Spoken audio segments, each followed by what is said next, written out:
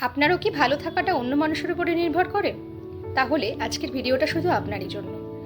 আমরা অনেক সময় আমাদের বাবা মা, আমাদের পার্টনার, আমাদের ভাই বোন এদের ওপরে আমাদের ভালো থাকাটাকে ভীষণভাবে চাপিয়ে দিই। আমাকে কেন অমুকে এটা বলল? আমাকে কেন অমুকে রাগ ভাঙাতে এলো না? আমাকে কেন কেউ প্যাম্পার করলো না? এটা ভাবতে ভাবতেই আমাদের জীবনের অর্ধেক সময় কিন্তু কেটে যায়।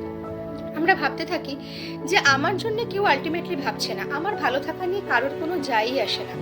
আমি লোকের জন্য করি, বাট সে আমার জন্য কিন্তু করে না। সত্যি কি আপনি তার জন্য যে করেন, সে কি আপনাকে করতে বলেছিল, নাকি আপনি নিজে থেকেই করেছিলেন? যদি আপনি নিজে থেকেই করে থাকেন, তাহলে সেটা কোথাও গিয়ে আপনি স্বেচ্ছায় সেটা করেছিলেন। কিন্তু সেই মানুষটা যে আপনার জন্য করবেই, তেমনটা তো নাও হতে পারে। বেশিরভাগ ক্ষেত্রে দেখতে পাওয়া যায় আপনি যাদের জন্য বেশি করছেন, তারা আপনার কথা হয়তো ভাবছেনই না। উল্টে আপনি সেই জায়গায় এতটাই বেশি মন খারাপ করছেন যে আমার জন্য কেউ কিছু করলো না, তার ফলে আপনি অতিরিক্ত পরিমাণে হতাশাগ্রস্ত হয়ে পড়ছেন। বহু মানুষকে কিন্তু এইভাবে ডিপ্রেশনে আক্রান্ত হতে দেখা যায়, এটা ভেবেই যে আমার জন্য কিন্তু কেউ আর ভাবে না, আমার কথা কারোর মনেই পড়ে না, আমাকে কেউ ভালোই বাসে না, আমার ভালো থাকাটা কারোর কাছে কোনো ম্যাটারই করে না।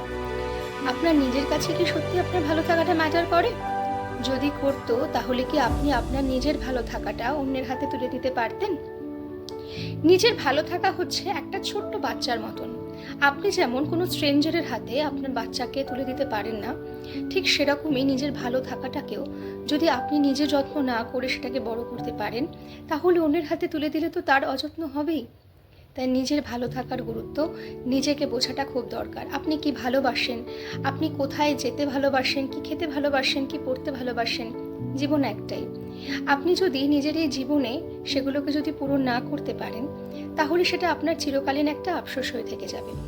প্রত্যেকটা মানুষের জীবনে কিছু খামতি থাকে, সেই খামতিগুলোর পূরণ হয়তো হয় না, কিন্তু কিছু ক্ষেত্রে সেই খামতিগুলোকে আমরা চেষ্টা করতে পারি কিছু কিছু কাজের মধ্যে দিয়ে পূরণ করার।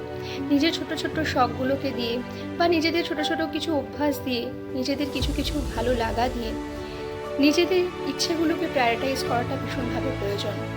ভালো থাকুন, নিজেদেরকে নিয়ে, নিজেদেরকে ভেবে ভালো থাকাটা আমাদের খুব প্রয়োজন। সুস্থ থাকুন, ভালো